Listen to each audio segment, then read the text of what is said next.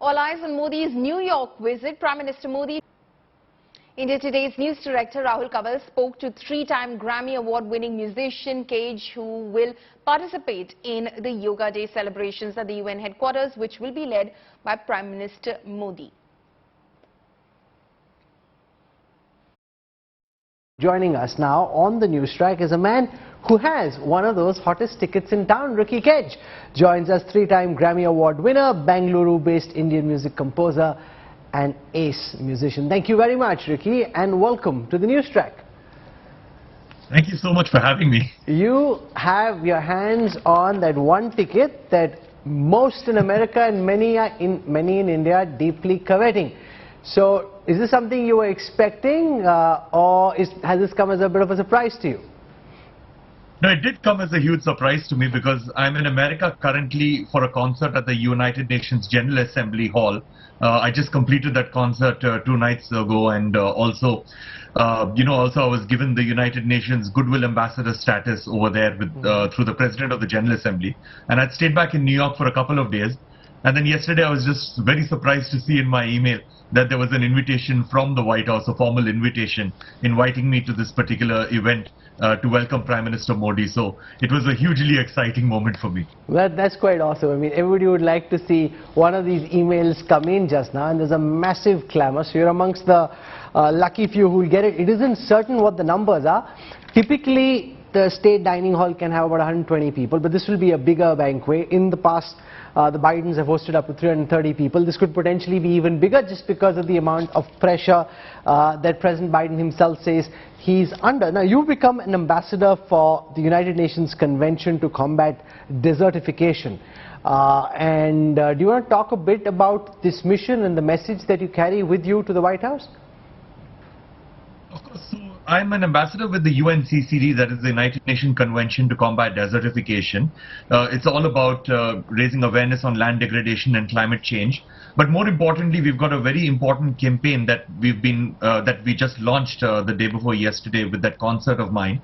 And this campaign is known as Her Land, Her Life, which is all about the disproportionately, that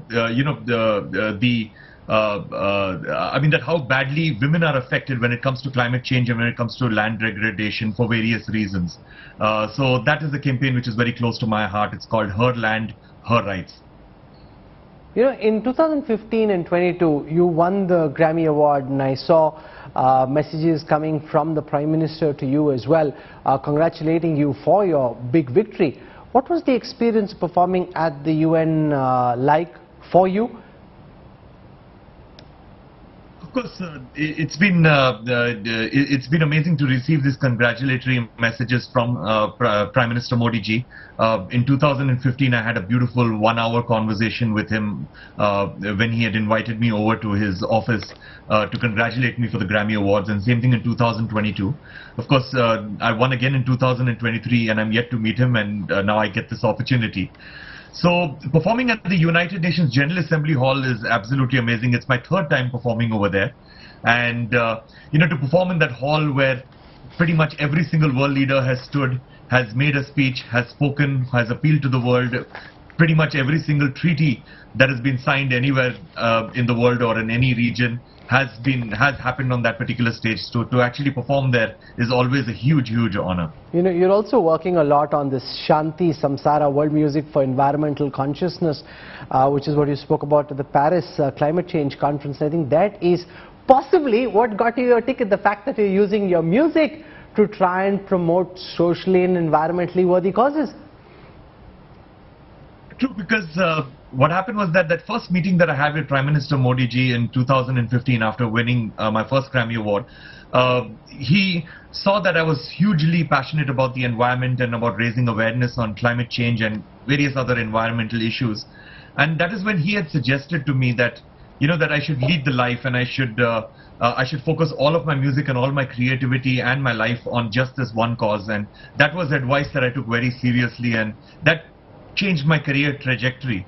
And now the only kind of music that I make is about the environment and social causes which are around that area, to give a holistic view towards problem solving when it comes to the environment. Okay. And yeah, and then since then I won 2 more Grammys, so it was very good advice. Yes, it's good advice, and it's kind of put you on the right track. It's lovely having you on the show.